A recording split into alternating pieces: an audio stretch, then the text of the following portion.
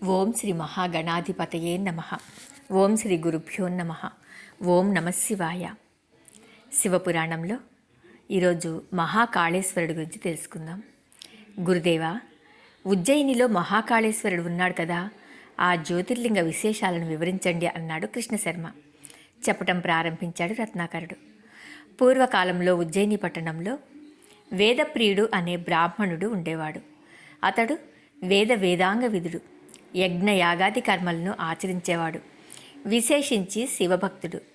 అతనికి 4 కుమారులు. ఉజ్జయినికి దగ్గరలోని రత్నమాల అనే పర్వతం ఒకటి ఉంది. ఆ పర్వతం మీద దూషణుడు అనే రాక్షసుడు నివాసం ఉంటున్నాడు. అతడు బ్రహ్మను గురించి తపస్సు చేసి అనేక వరాలు పొందాడు. వరబల గర్వితుడై బ్రాహ్మణులను పీడిస్తున్నాడు. యజ్ఞయాగాది కర్మలు పాడు చేస్తున్నాడు. ఒకరోజు ఆ రాక్షసుడు ఉజ్జయిని పట్టణాన్ని ముట్టడించాడు. ఆ రాక్షసుని సేన గ్రామంలో పడి ప్రజలను పీడిస్తోంది. ఆ రాక్షసుడు ఈ బ్రాహ్మణోత్తముని ఇంట్లో ప్రవేశించి పెద్దగా అరుస్తూ వేదప్రియుని చంపటానికి చూస్తున్నాడు.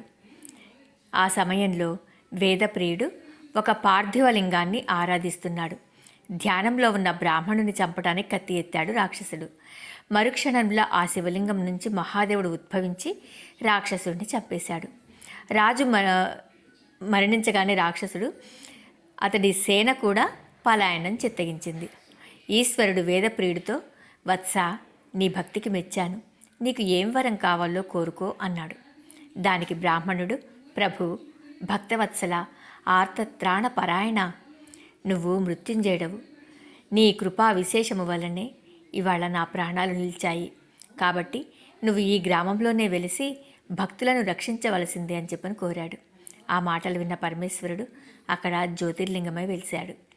ఈ క్షేత్రం సిప్రా నదీ తీరంలో ఉన్నది.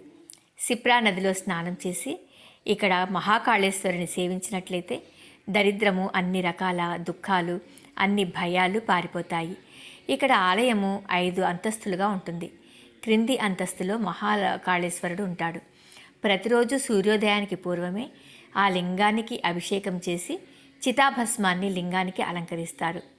గురువు సింహరాశిలోకి వచ్చినప్పుడు సిప్రా నది పుష్కరాలు వస్తాయి. ఈ గ్రామానికి దేవత ఆదంతిక, అందుచేతనే ఈ పట్టణానికి అవంతి అని కూడా అంటారు. ఆకాశే తారకం లింగం పాతాళే హటకేశ్వరం, మర్త్యలోకే మహాకాయం లింగత్రయ నమోస్తుతే. ఆకాశంలో తారకేశ్వర లింగము, పాతాళంలో హటకేశ్వర లింగము, భూలోకంలో మహాకాళేశ్వర లింగము దేవతలకు కూడా పూజనీయములు అన్నాడు రత్నాకరుడు. ఓం నమశివాయ. రేపటి రోజున ఓంకారేశ్వరుడు గురించి తెలుసుకుందాం.